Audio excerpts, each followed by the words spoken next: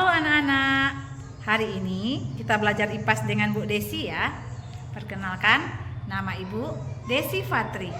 Ibu adalah guru SD Negeri 11 Tanah Garam, Kota Solo.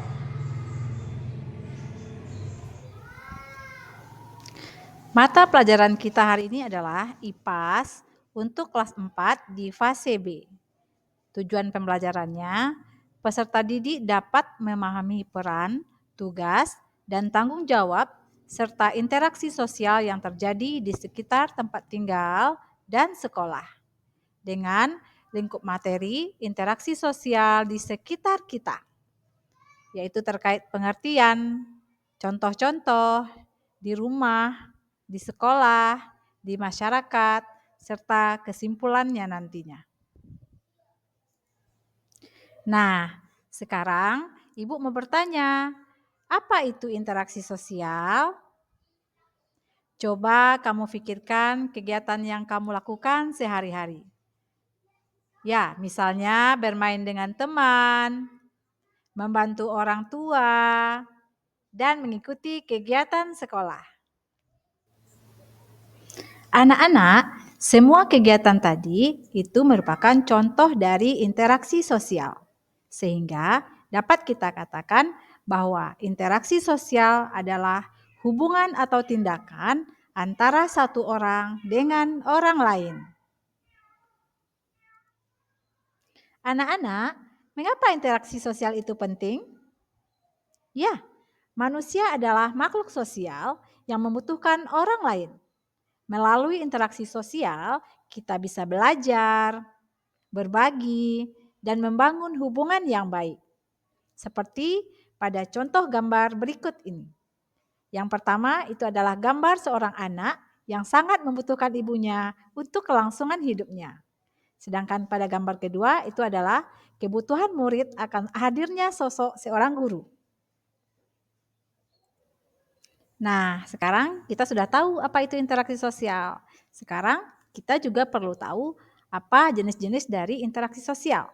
Interaksi sosial ada 4 jenis. Yang pertama yaitu kerjasama. Kerjasama adalah bekerja sama untuk mencapai tujuan bersama.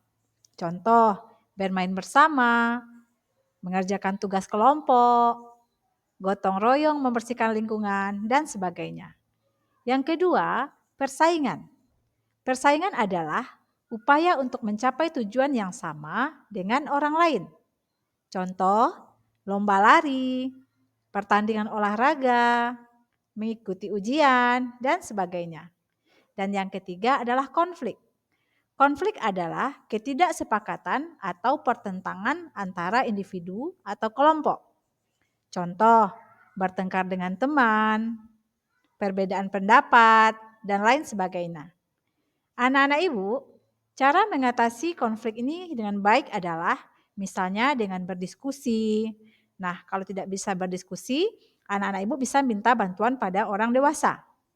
Kemudian yang keempat adalah akomodasi.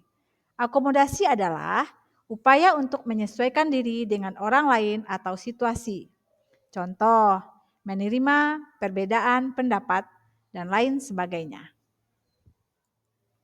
Anak-anak, berikut adalah contoh dari interaksi sosial di rumah. Seperti berinteraksi dengan anggota keluarga, membantu pekerjaan rumah tangga, dan mengikuti aturan keluarga. Seperti yang dapat anak-anak Ibu lihat pada gambar di bawah ini.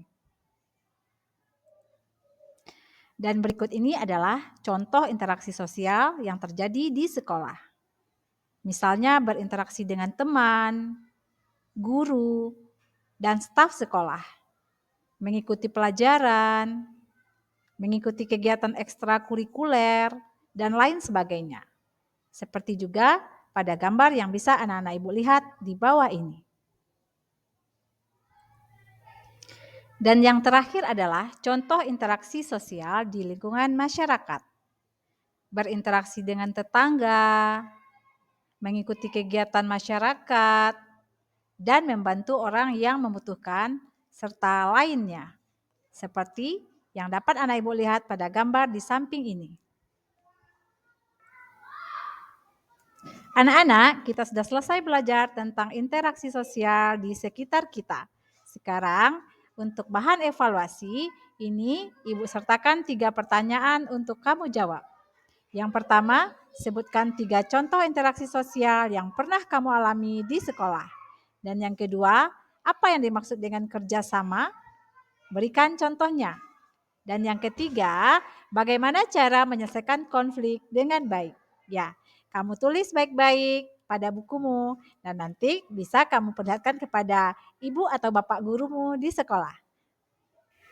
Oke anak-anak, di akhir pembelajaran jangan lupa untuk refleksi diri ya. Ya, tentukan perasaanmu setelah melakukan pembelajaran ini. Anak-anak, akhirnya kita sampai di penghujung pembelajaran kita hari ini. Terima kasih sudah mengikuti pelajaran hari ini dengan baik. Sampai jumpa pada pembelajaran berikutnya.